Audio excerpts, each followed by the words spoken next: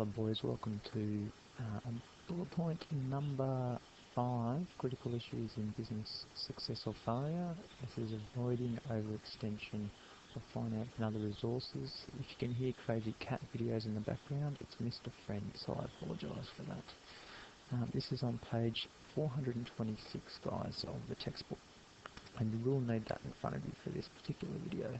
Some important stuff there. So, overextension of resources. Firstly, we need to look at the overextension of financing. Okay, guys. So, overextension of finances can occur by using hire purchase and or leasing commitments made on cars, equipment, office supplies, premises, and plant or machinery. Okay.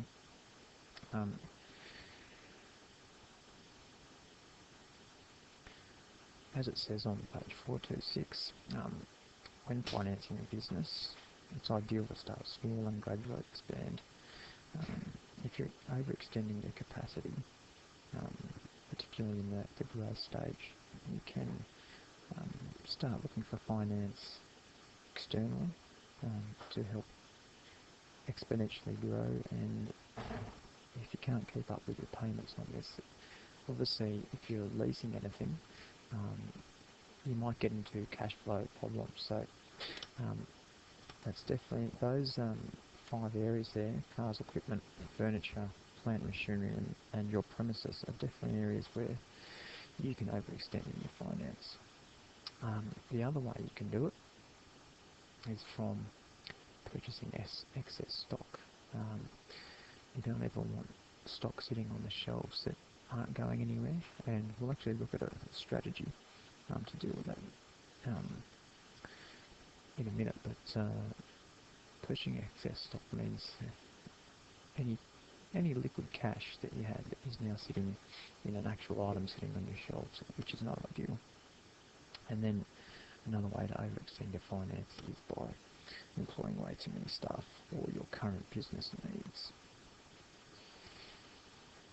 So the problem with expenses that are above is that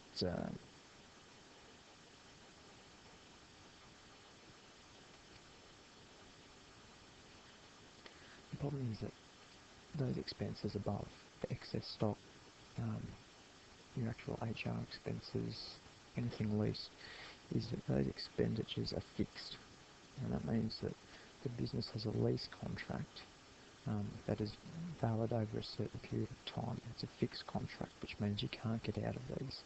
Whether it's an HR contract or you've already purchased the stock, the expenditure's already fixed. Okay. This can create a really high degree of business risk, and if economic conditions weaken and your business becomes highly geared, which basically means that you have a higher debt to equity ratio, you might come under substantial financial pressure and be susceptible to bankruptcy. So it's important to know what leasing is. It's a long-term source of borrowing for businesses and involves the payment of money for the use of equipment that is owned by another party. That is from the biz word on page 426 at the bottom left. We've looked at leasing as a source of debt finance previously in chunk 2. It is an effective option because particularly with premises and with plant and machinery, because instead of having your money tied up financially in bricks and mortar or heavy machinery, because you're not if you come under any particular difficulty, and you need to sell those, it can be difficult to sell the premises. So leasing actually allows for some working capital to be available.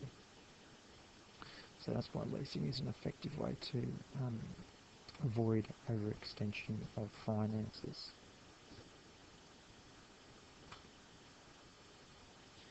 So how can you avoid overextending financially? Well, there's four key areas, and the first is business planning. We're on page 427. So basically, in regards to business planning, you need to make sure that your cash flow projections are done accurately, that your budgets are done, and any financial statements um, are done properly and accurately. And in addition to that, with business planning, you need to make sure your goals and objectives are clear and being achieved as well. The next way to avoid getting into financial distress is avoiding a reliance on debt finance. And that basically means that if the less debt that you have, if for any reason there's economic issues where there's recessions or troughs, where particularly the banks or any other creditors are wanting to get paid back, it means that the less debt you have, the less you have to worry about that. So the less debt finance, the better. Another way is ensure long-term financial planning. I guess this comes back to the first point, but essentially it comes back to your forecasting and anticipating future problems. And this might sound really obvious, but it's important to start small. Remember, we're in a topic talking about small to medium enterprises, so that sounds pretty obvious. And the textbook talks about walking before you crawl as a bad way to operate your business. You need to allow for the market to determine the right times for expansion and growth, and not force the issue.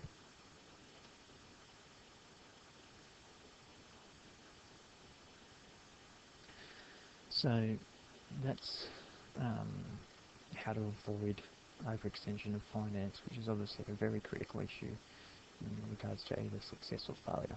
Money is obviously what business is all about, but we also need to be concerned about stock and staff. So in terms of potential overextension of resources other than finance, we need to concern ourselves with other resources. So resources simply refers to the inputs necessary for a business to carry out its function. I'll say that one more time. It refers to the inputs necessary for a business to carry out its function. And there's two main resources that you don't want to overextend on, and that's stock and staff. Voila. So in regards to stock, basically we're overextended when a business invests too much into goods or raw materials. Okay, when you probably forecast you're going to have lots and lots of sales, so you buy lots and lots of stock to put on the shelves, and then that demand doesn't come, and you're left with things on the shelves that you thought you were going to sell or you thought you were going to produce, and it didn't happen.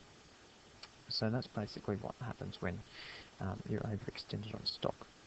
So basically it occurs when you anticipate customer demand incorrectly, or the other way, okay, is if you actually, if you're, say, a furniture manufacturer and you buy timber off a supplier, and that supplier goes, oh, you know what, I'll give you half price this month, and you go, oh, okay, maybe I'll this month, to save for the next month with cash, I'll buy twice as much timber, and then of course, then there's no sales to deal with that, or potentially, you end up with too much timber that you haven't got the cash for any other debts you might have to pay off.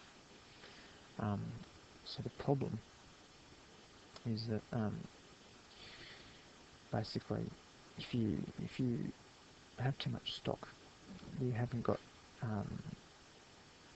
basically stock is unrealised sales, so it ties up your business cash, and you could potentially lose revenue as well.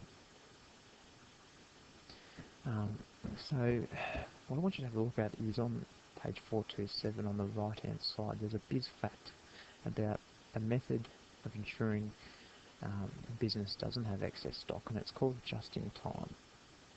This was invented by the Japanese, actually, in regards to car manufacturing, and it's a method used to ensure that there's no stock that's lying idle for very long. Now, it depends on the business how long you think stock is idle for, but essentially, as it says there, the business has an arrangement with a supplier that orders will be supplied immediately. Thus, the business carries little or no inventory and relies on the supplier to fill the orders. And you can see that major companies, including Coca-Cola, use this practice. So, for Coca-Cola, you could talk about the fact that they obviously need to have plastic bottles to fill the drink in, but they wouldn't have a warehouse full of plastic bottles. There's no point in them ordering hundreds of thousands, if not millions, of plastic bottles sitting there, basically rotting away and being wasted in cash. So they'd actually probably have the supplier turn up on schedule every week with enough plastic bottles to fill up with Coke each week for the production process. They would not pre-order a year's worth of plastic bottles. And even as I say that, it's pretty easy to realise that wouldn't make sense anyway. But the closer you can get your stock or inputs to the point of sale or production, the less you're going to have basically cash tied up in stock. So you'll lose less revenue. So keep just in time in the back of your mind. It is an important strategy to remember when trying to avoid the overextension of stock. Here's another example. Just have a quick read of this and I'll explain how Aldi uses just in time.